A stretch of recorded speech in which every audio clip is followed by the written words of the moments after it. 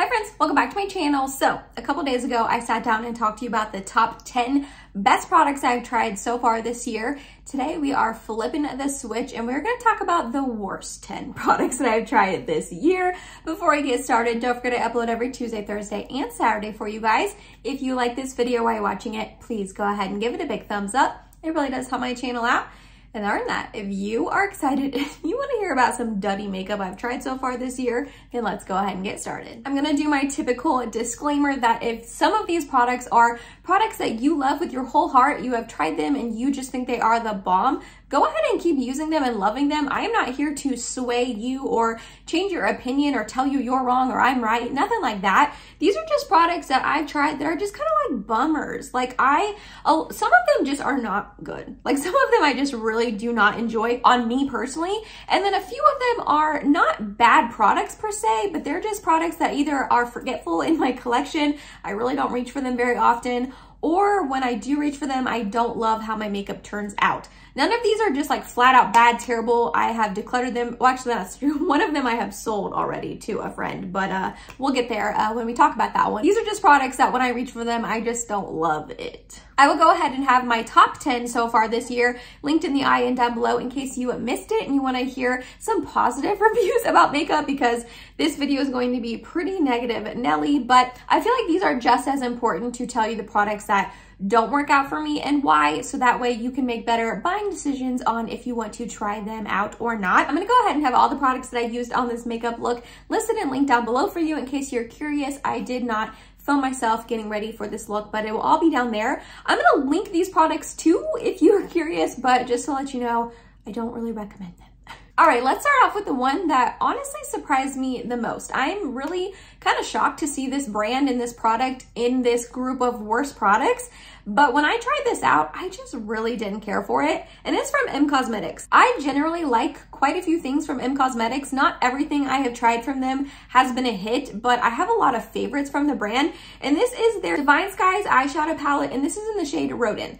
So I have quite a few other of her Divine Skies eyeshadow palettes. I've got two other ones, and in Magic Hour and Venetian Rose. And I actually like both of those color stories and both of those formulations a lot. So I did not think that I was going to not enjoy this for 1 second. These are neutrally beautiful colors. They're a little more on the cool tone side. So I just assumed that I would love this palette, and I don't. I kind of don't ever want to reach for it. And when I do reach for it, I'm usually disappointed in my eye look. These three mattes down here, while they are really beautiful shades, they just get a little bit patchy on me and my eyes. They don't go on how the other matte eyeshadows from M Cosmetics that I have. Her matte formulation in those other two eyeshadow palettes, especially the Magic Hour, is one of my favorite matte formulas ever, but these are just not there. They are a little bit drier and, like I said, get patchy on me. These two shimmers are also a little bit more lackluster than I have come to experience from M Cosmetics.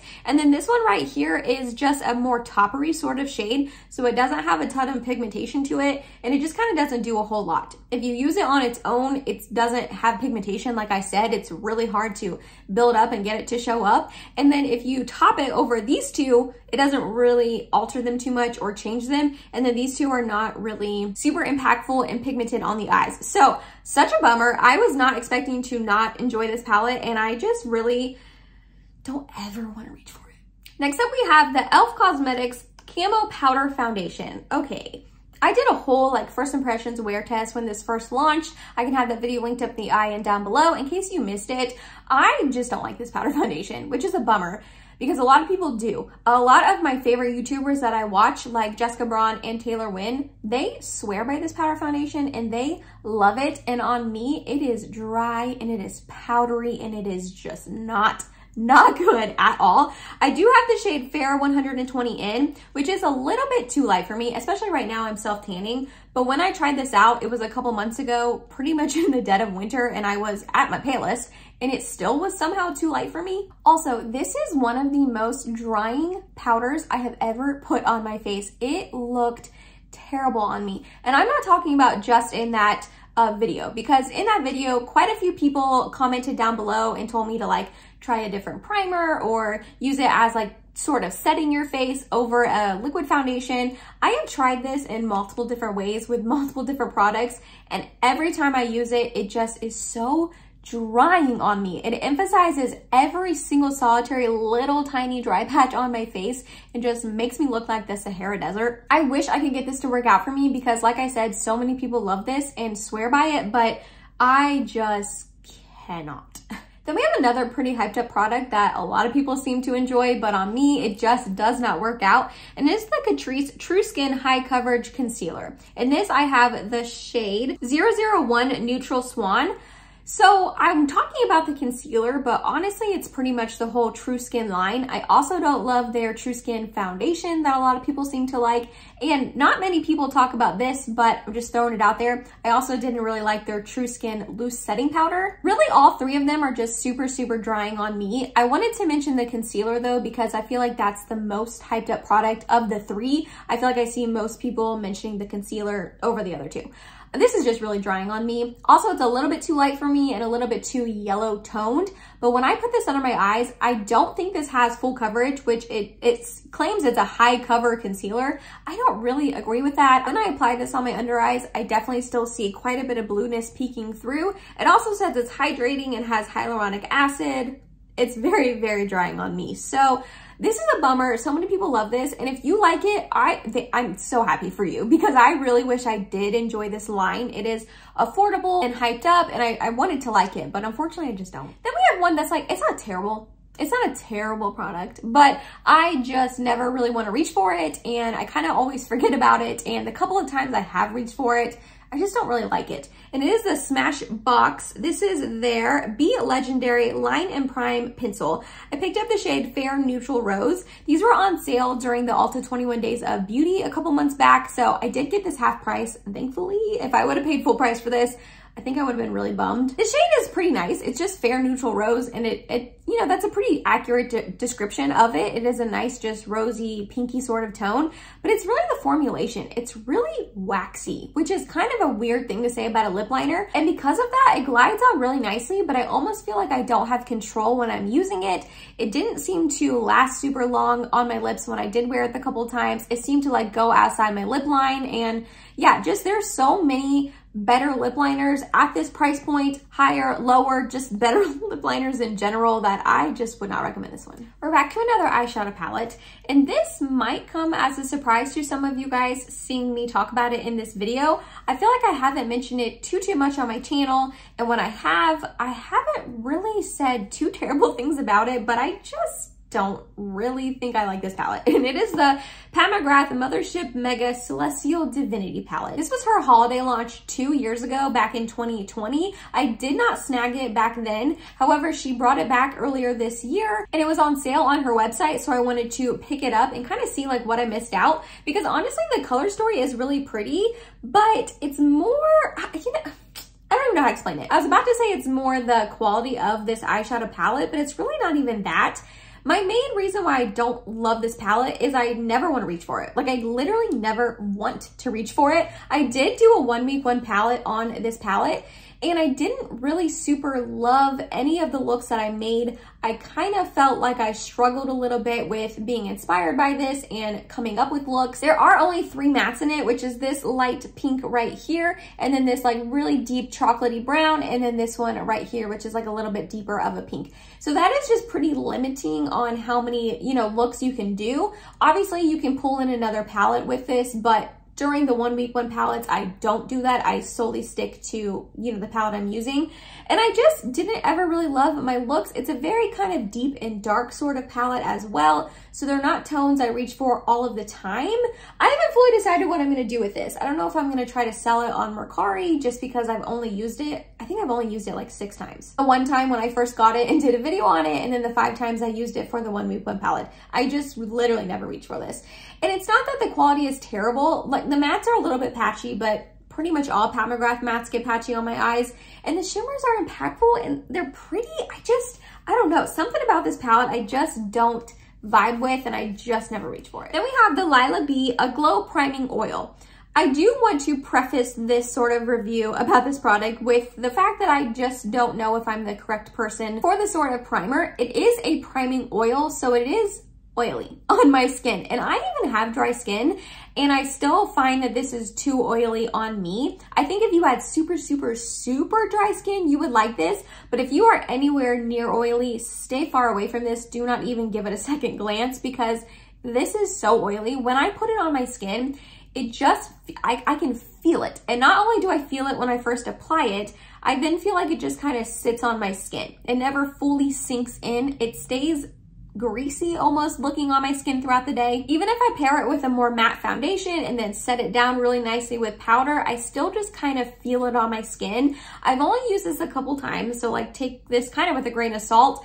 The first time I used way too much, like literally way too much. So that was definitely like a user error. But since then, the couple of other times I've tried it, I've only used a really small amount. And that does seem to help, but it still just kind of sits on my skin. It never sinks in and just makes me very, very oily, which I do not like at all. Also, this is very expensive. It was sent to me in PR, but this full size is like $68 or something like that, which is crazy. If you're gonna spend that much money on a primer, definitely I recommend the Hourglass Mineral Veil Primer over this one. But yeah, I don't know, I just don't like this. Alrighty, this next product is another one that like, it's not terrible. I just kind of always forget about it. I never reach for it. And when I do, I don't really like it that much. And it's from Makeup by Mario, Ultra Suede Cozy Lip Cream. And I did pick up the shade Nude Suede. I just don't really love this on my lips. First of all, like I said, I really never think to reach for it. But when I do, it's pretty drying. The shade is pretty. It is definitely a nude sort of shade. I have to pair it with a deeper lip liner or else it looks like concealer lips. Like truly, it looks like almost like my skin tone, like definitely concealer lips. My lips disappear, which there's a time and place for that sort of lip shade. I'm not knocking the shade per se. It's more the formulation. It's a really like moussey, almost whipped texture. But because of that, it just kind of sits on the lips. And then it really emphasizes dryness and all of the lines in my lips. I never reach for this because it just makes my lips look crusty and dry, and I don't like that. Then we have an eye product that I probably should have known that I wasn't going to like, but I bought it off Tati's recommendation and she was raving about it so much and I was like, all right, let's give it a go. And it's a really like pricey bougie product and it's from Valentino. This is their multi-reflect eye glitter and I picked up the shade O2 Dream Dust. So this is an eye glitter. Like when it says eye glitter, they are not kidding. It is a super, super glittery product. It is hunky and chunky and just like, it's literally glitter, like glitter particles suspended in like a balm, which I should have known I wasn't going to like that because in the Tati Beauty Textured Neutrals palette that I used to own, I didn't like the glitter formulation in that either. I just don't think that's the type of products I like to put on my eyes. It gets very thick on my eyes because it is suspended in that sort of balm. It just gets really balmy and oily on my lid and then creases. And then I feel like the glitter doesn't stay on very nicely. And then it's raining down on my face and I'm scared it's gonna get in my eyes. Just the whole thing. I just really don't love this. So Tati sucked me in. I bought it because of her recommendation. I never reach for it. And when I do, I'm just kind of terrified the whole day that I'm gonna get glitter in my eyes and mess my eyes up. So don't love this. Then we have a drugstore lip gloss that I've talked about before, so I'm not gonna talk about it too long. This is from L'Oreal. This is their Gloss Balm. I have the shade 30 Pristine Pink. The couple things I don't like about this, it's a very sheer sort of shade, which I don't enjoy. If I see this really light pink, milky sort of shade in the tube, that's what I want it to look like on my lips. If you do like a more sheer lip gloss shade, you might enjoy this, but on me, I just wanted a little bit more oomph. Also, I can't stand the way this smells and tastes. It smells and tastes very perfumey, like artificial, perfumey, sweet, just kind of weird. And it lingers, like when I put it on my lips, I can smell it and then it gets all in my mouth and gets in like the back of my throat and then I can taste it and I'm coughing and it's just the whole thing I don't love. I also don't really love the applicator. It's a pretty interesting shape. It's more flat, but I feel like I don't get a ton of product on there, so I'm constantly having to like re-dip in and reapply and oh gosh. Yeah, it's just so sweet. Pretty much nothing about this I like. The price point was kind of nice. That was a good thing, but there's so many other drugstore glosses that I would recommend over this one. And the last product I actually do not own anymore. I ended up selling it to one of my friends on Instagram. I was posting about it that I didn't really enjoy it and she was like, hey, I'll buy that off you. And I was like, yes, definitely. Because if I don't like something, I don't want it to just sit in my collection and not be used and not get any love. And it is the Auric Smoke Reflect. I ended up picking up the shade Defiance. This is probably gonna be the last time you hear me talk about this product on my channel. I've talked about it quite a few times and I don't really have anything different to say about it, but I'm gonna repeat it one more time and then probably never mention it again. I think that this is a really beautiful product, shade-wise. And I liked the component that it came in. I liked that the cream sort of eyeshadow was on the bottom, and then you have that like sparkly, beautiful, glittery sort of shade to top on the top. But this just creased on me really, really terribly. It didn't matter how much I used. If I used a lot of the cream shadow or only a little bit, it got a little patchy on my eyelid as I was blending it out. And then throughout the day, it creased. Even if I put the glittery sort of like powdery shade on top, it still creased. It was pretty, it wasn't very pigmented though. So like if you like a more impactful sort of eyeshadow look, which I clearly do, this isn't really gonna be your jam. If you're like a one and done shadow kind of person and you don't mind it being a little more subdued, I think you would like this. Or if you do not have problems with eyeshadows creasing on you, I think you would also like this. But any sort of balmy, liquidy, cream sort of shadow like that always gets like right here in my crease and just doesn't look good by the end of the day.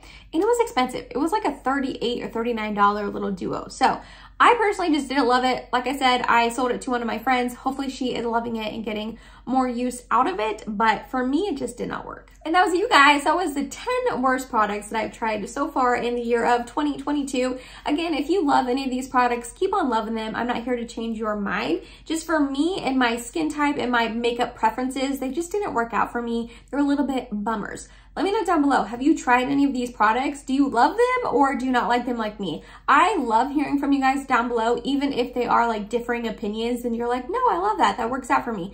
That makes me so happy to hear. So definitely make sure you let me know down below in the comments. If you made it to the end of this video, thank you so much. You're awesome and I love you. Please subscribe if you have not yet, and I hope to see you in my next video. Bye guys.